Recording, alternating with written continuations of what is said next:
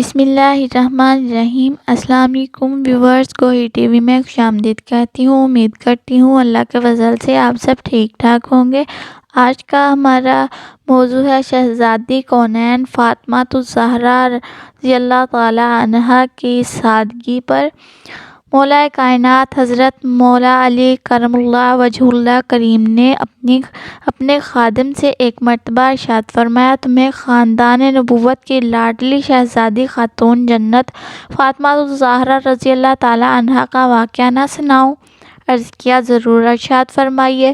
فرمایا، چکی پیسنے کی وجہ سے ہاتھوں میں چھالے پڑ گئے تھے، پانی کی مشک بھی خود ہی اٹھا کر لاتی تھی، جس سے سینے پر رسی کے نشانات بن گئے، نیز جھاڑو لگانے کی وجہ سے کپڑے بھی گرد آلود ہو جایا کرتے تھے۔ ایک بار تاجدار مدینہ صلی اللہ تعالیٰ علیہ وآلہ وسلم کی خدمت میں کچھ لونڈیاں غلام آئے۔ میں نے بی بی فاطمۃ الزہرا رضی اللہ تعالیٰ عنہا کو مشورہ دیا کہ موقع اچھا ہے، اگر تم اپنے بابا جان صلی اللہ تعالیٰ علیہ وآلہ وسلم سے ایک خادم مانگ لو تو تمہیں کام کاج میں بہت آسانی ہو جائے گی۔ چنانچہ وہ حاضر ہوئی، لیکن لوگوں کی بھیڑ بھاڑ کی وجہ سے وہ بغیر بات چیت کیے لوٹ آئیں۔ دوسرے دن سرکار مدینہ صلی اللہ تعالیٰ علیہ وآلہ وسلم خود گھر تشریف لائے اور استفسار فرمایا، کل تم کس لیے آئی تھی اور خاموش رہی؟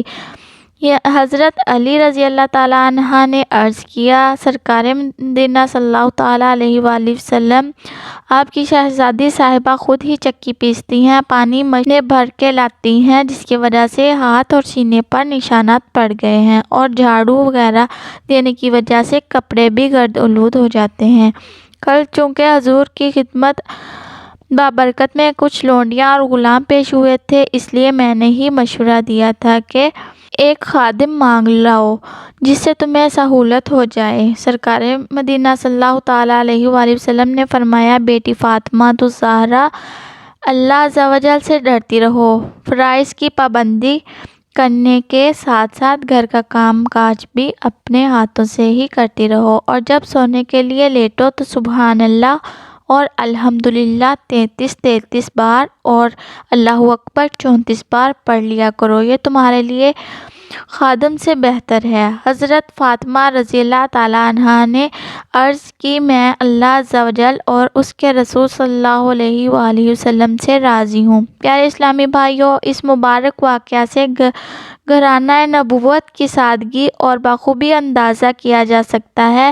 اللہ کی شہزادی کونین سیدہ فاطمۃ الزہرا رضی اللہ تعالیٰ عنہا جنت کی عورتوں کی سردار ہونے کے باوجود اس قدر محنت اور مشقت سے امور خانہ داری سے سر انجام دیں کہ مقدس ہاتھ اور سینے مبارک پر نشانات پڑ جائیں، اور ایک ہماری اسلامی بہنیں ہیں کہ انہیں بن سنور کر گلیوں اور بازاروں میں پھرنے سے ہی فرصت نہیں۔